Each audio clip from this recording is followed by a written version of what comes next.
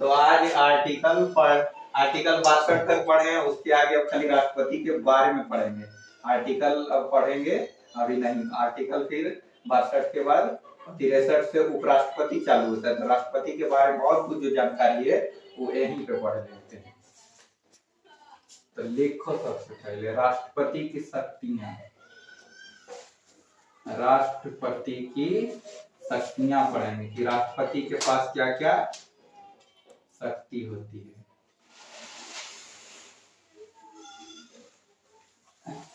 आज का हेडिंग है राष्ट्रपति की शक्तियां। तो राष्ट्रपति के पास शक्ति है, तो पहली शक्ति जो है कार्यपालिका शक्ति है।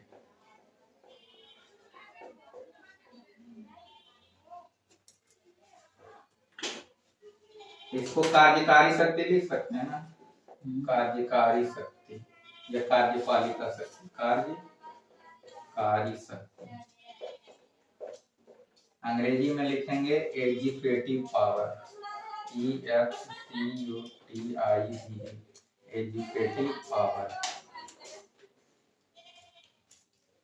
कार्यकारी शक्ति, एग्जीक्यूटिव पावर। इसके अंतर्गत राष्ट्रपति क्या करेंगे? राष्ट्रपति किसी की नियुक्ति करेंगे तो किसके अंतर्गत करेंगे? कार्यकारी के काम करेंगे ना राष्ट्रपति। एग्जीक्यूटिव पावर, काम करेंगे। तो गवर्नर की नियुक्ति जो होता है राष्ट्रपति इसी के अंतर्गत करते हैं। किसी भी राज्य में गवर्नर,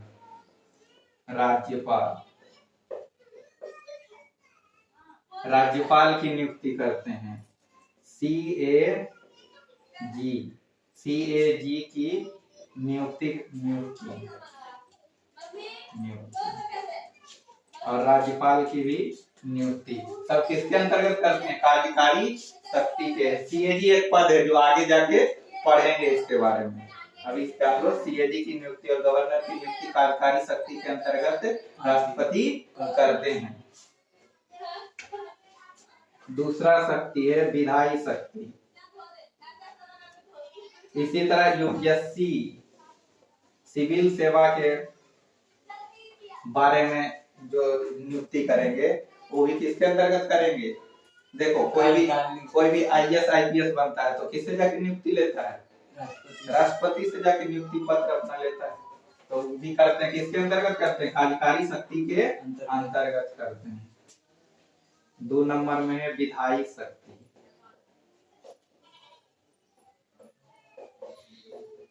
विधायी शक्ति, लेजिस्लेटिव पावर, देखो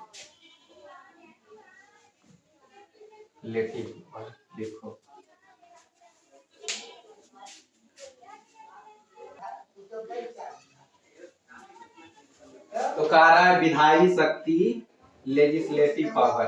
इसके अंतर्गत हम देख चुके हैं पहले भी कि देखो विधायी शक्ति के अंतर्गत एंग्लो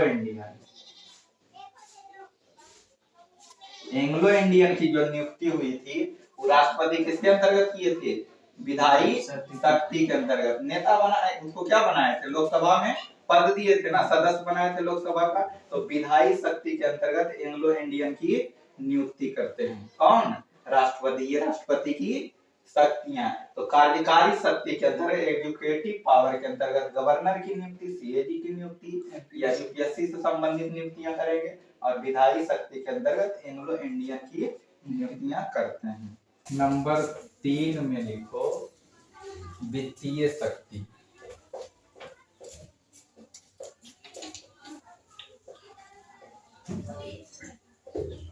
वित्तीय शक्ति अंग्रेजी में लिखेंगे फाइनेंशियल पावर।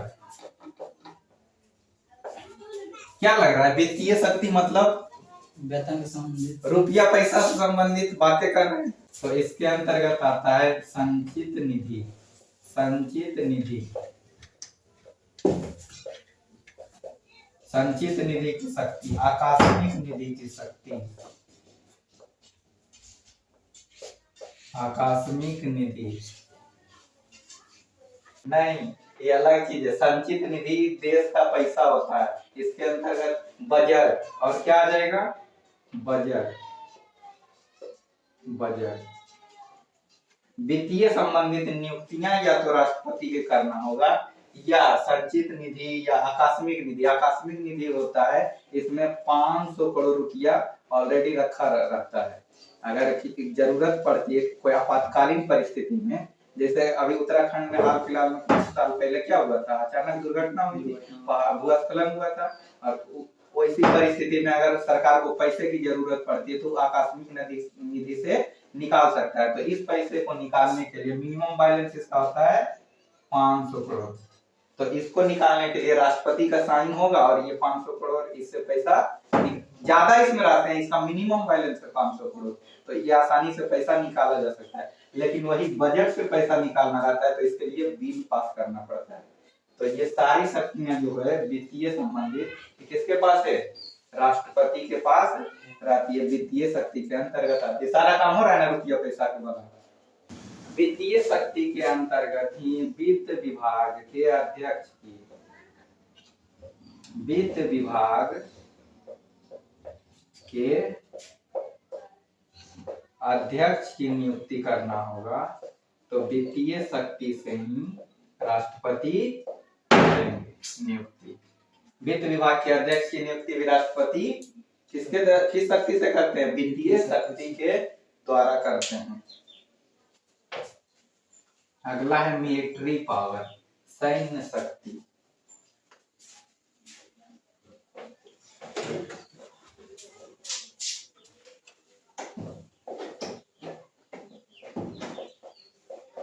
सैन्य शक्ति, मिलिट्री पावर। तो देश की जो सेना है वो किसके अंतर्गत आती है, राष्ट्रपति के अधीन होती है। देश, किसी देश पे, जैसे किसी देश पे हमको क्या करना रहेगा, अटैक करना रहेगा, युद्ध की परिस्थिति बन गई, तो आदेश कौन देंगे, राष्ट्रपति। जब तक राष्ट्रपति का आदेश नहीं होगा देश की सेना आक्रमण नहीं करेगी। तो देश की मिलिट्री पावर, सैन्य शक्ति भी राष्ट्रपति की होती है, राष्ट्रपति के पास होती है। 5 नंबर,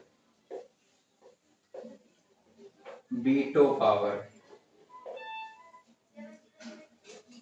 क्या लिखेंगे, वीटो शक्ति।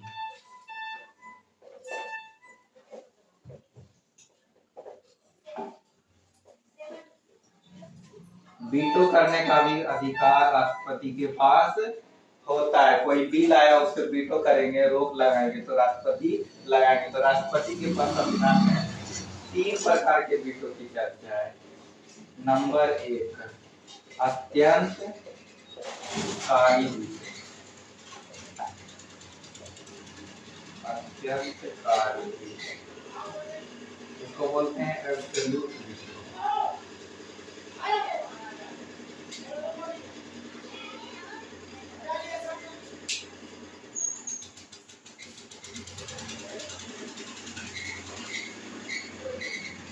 दूसरा है निलंबकारी वीटो।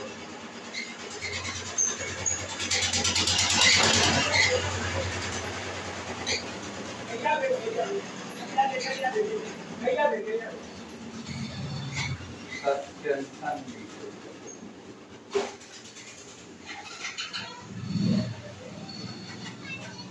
Suspension veto.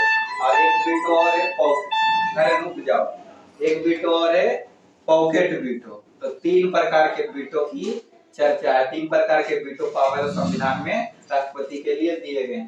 तो अत्यंतकारी वीटो, इसके अंतर्गत कहा गया है कि यदि कोई बिल पास हो जाता है लोकसभा और राज्यसभा से, उसके बाद भी राष्ट्रपति चाहे तो उस बिल को क्या करेंगे, रद्द कर सकते हैं। बिल को रद्द राष्ट्रपति कर सकते हैं।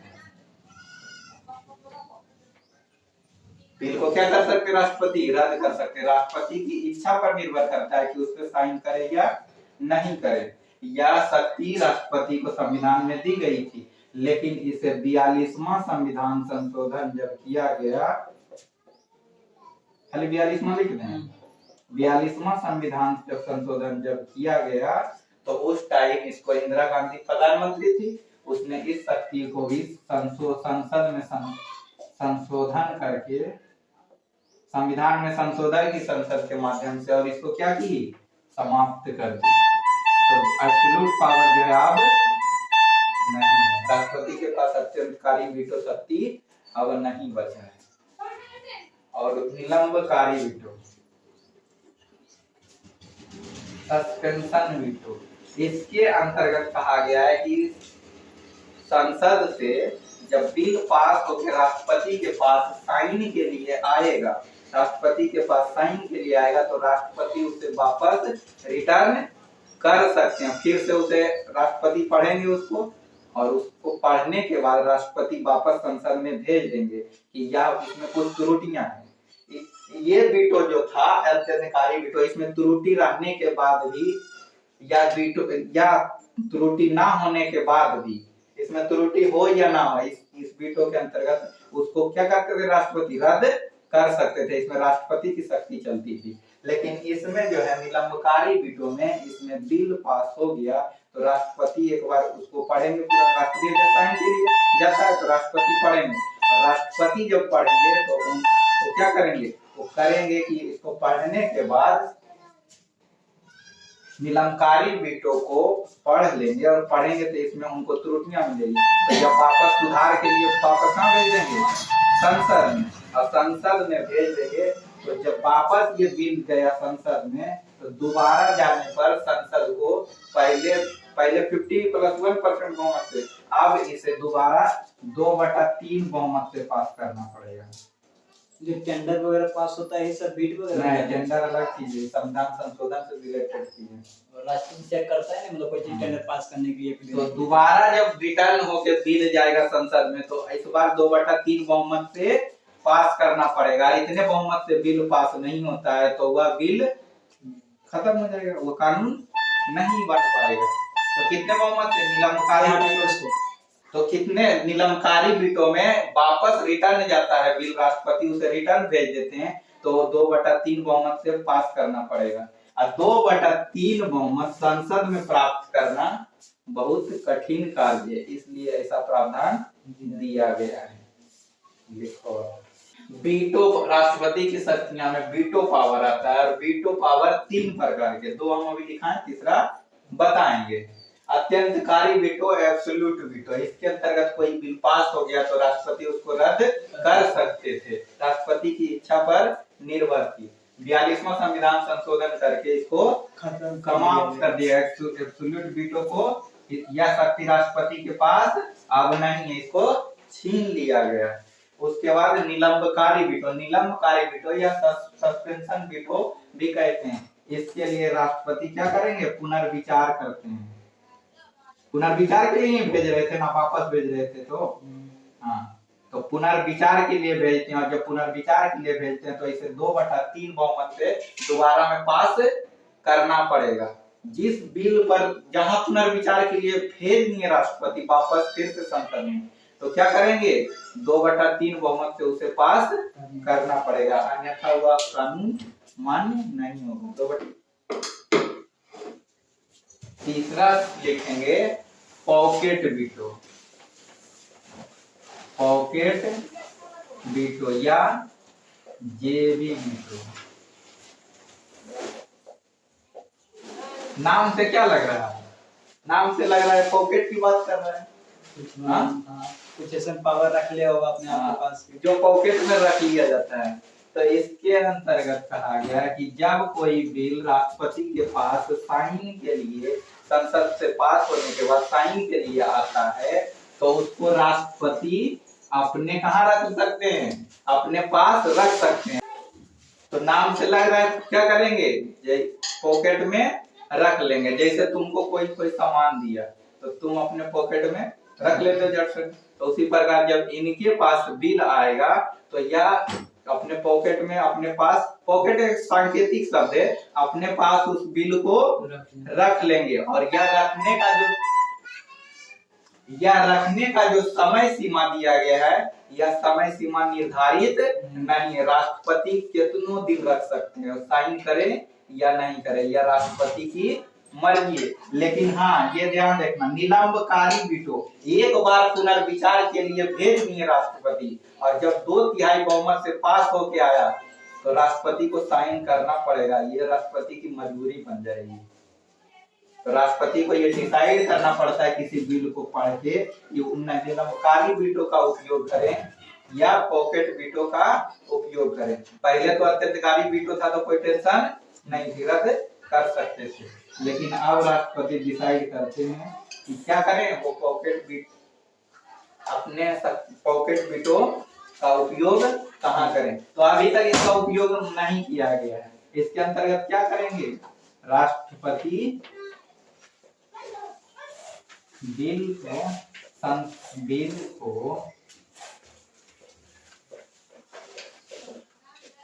संसद में पास होने के बाद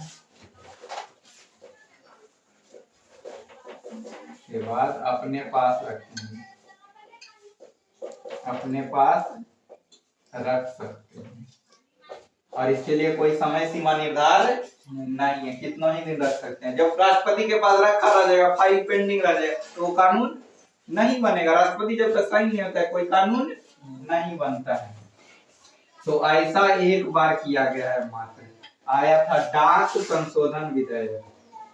डाक संशोधन विधेयक कौन सा बिल था, डाक संशोधन विधेयक था।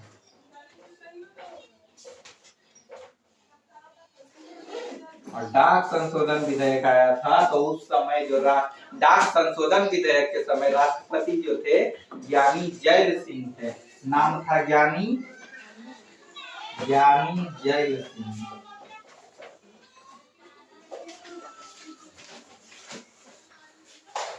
तो ज्ञानी जैल सिंह ने अपने ज्ञान का प्रयोग करते हैं और क्या करते हैं, डाक संशोधन विधेयक इनको कुछ ऐसा दिखा इस बिल में, जिसके बाद ये क्या करते हैं, पॉकेट वीटो का इस वीटो का इस्तेमाल कर लेते हैं, पॉकेट वीटो का। और ये वीटो अभी तक पेंडिंग में ही रह गया। अब तो अलग अलग नियम आ गए हैं, डाक की उतनी आवश्यकता भी नहीं है, तो अब इसकी जरूरत भी नहीं है। तो यह क्या रह गया, पॉकेट वीटो पेंडिंग ही रह गया। ये ऐसे ही है, इनके पॉकेट में रखा है तो पॉकेट में रह गया।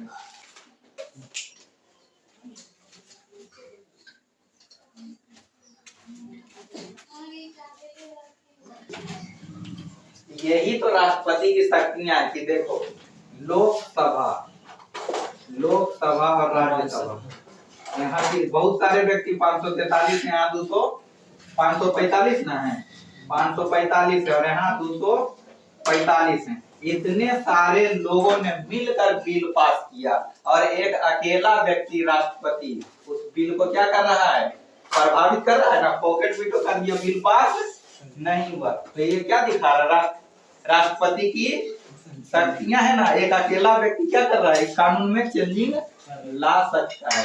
इसीलिए राष्ट्रपति की शक्तियां हैं ये सब हैं। अध्यादेश की शक्ति, अध्यादेश की शक्ति,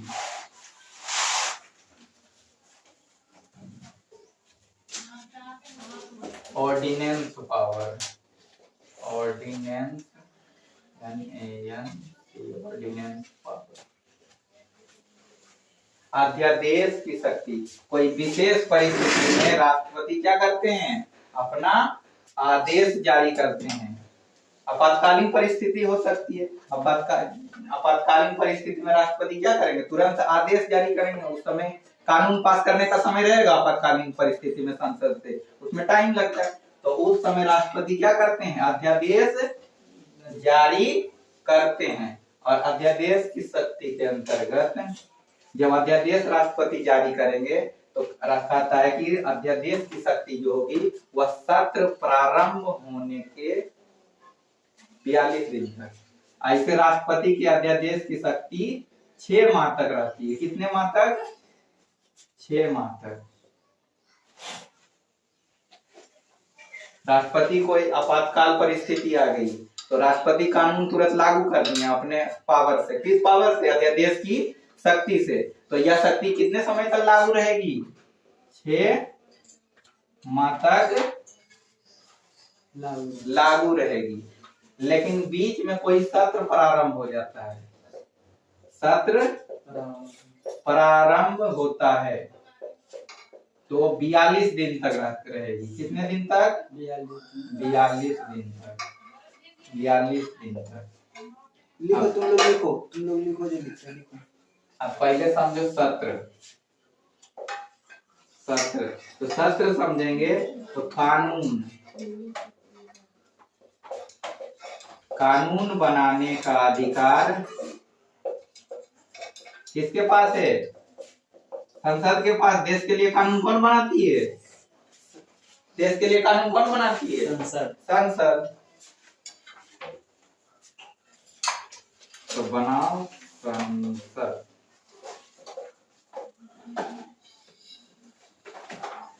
तो संसद में विधायक जाके बैठते हैं और डिस्कशन करते हैं, तो उसके लिए समय निर्धारित दिया गया है। समय निर्धारित है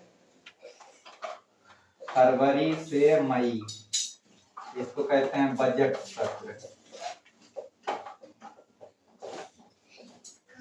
फिर है मई, जुलाई, जुलाई से अगस्त तक मॉनसून सत्र।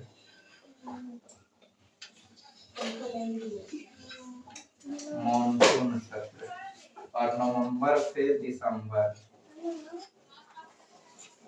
मतलब इस टाइम ये तीनों क्या है? सत्र है। तो राष्ट्रपति इसके बीच में देखो खाली टाइम है ना, तो जैसे ही खाली टाइम है तो इसके बीच में अध्यादेश जारी कर जो इसके बीच में राष्ट्रपति जो बीच का टाइम है उसमें राष्ट्रपति क्या कर दी है? अध्यादेश जारी कर दिया। और जब अध्यादेश जारी किया और जैसे ही किसी का सत्र, कोई भी सत्र प्रारंभ हो गया, हो सकता है जनवरी में किया हो तो फरवरी में सत्र क्या होता है? 1 तारीख से प्रारंभ हो जाएगा। तो इसके बाद सत्र जैसे प्रारंभ हुआ तो यह अध्यादेश की शक्ति कितने दिन तक रहेगी? मात्र 6 महीने, 42 दिन तक रहेगी। उसके बाद यहाँ से कोई कानून पास, उसके जिस रिलेटेड राष्ट्रपति अध्यादेश जारी किए उस संबंधित बातचीत होगी उसमें, और 42 दिन तक रहेगी। और अगर नहीं कानून पास होता है तो यह फिर अध्यादेश समाप्त हो जाएगा। 42 दिन तक, 42 दिन में पास कर ले जाता है। अगर विकट परिस्थिति रहेगी तो सब कोई हेल्प करेगा ना, तो ये पास हो ही जाता है जनरली। तो सत्र प्रारंभ होने के 42 दिन तक ऐसे अध्यादेश की शक्ति के अंतर्गत राष्ट्रपति कानून जारी करेंगे तो कितने टाइम तक रहेगा? 6 माह तक। 42 दिन को कितना लिख सकते हैं? 7 छके 42, 6 सप्ताह। तो 6 सप्ताह तक रहता है। लिखो सत्र कितने हैं? 3 सत्र हैं, ये भी लिख लेना अलग से। सत्र की संख्या 3 है, 1 2 3। इसमें सब विधायक लोग जमा होते हैं संसद में, बजट सत्र। इसमें जमा होते हैं। और इसके बीच जो खाली टाइम दिया गया है विधायक लोगों को इसलिए दिया गया है कि वो अपने जनता के पास जाएं और उनकी समस्याओं को जानें। और जब ये सत्र प्रारंभ होगा तो फिर संसद में आके जनता की समस्याओं की वहाँ पे क्या करें? बात रखें, जिससे जनता की समस्या हल हो सके। लेकिन सत्र प्रारंभ होता है तो विधायक पहुंच जाता है, क्योंकि यहाँ पहुंचना, उपस्थिति देना उसकी मजबूरी होती है। लेकिन जनता के बीच चुनाव जीतने के बाद समस्या जानने कोई भी विधायक या सांसद नहीं आता है। तो राष्ट्रपति की अध्यादेश की शक्ति जो है, राष्ट्रपति अपना अध्यादेश जारी करते हैं तो इसकी अवधि 6 माह तक। लेकिन कोई सत्र प्रारंभ हो जाता है तो 42 दिन तक रहेगा।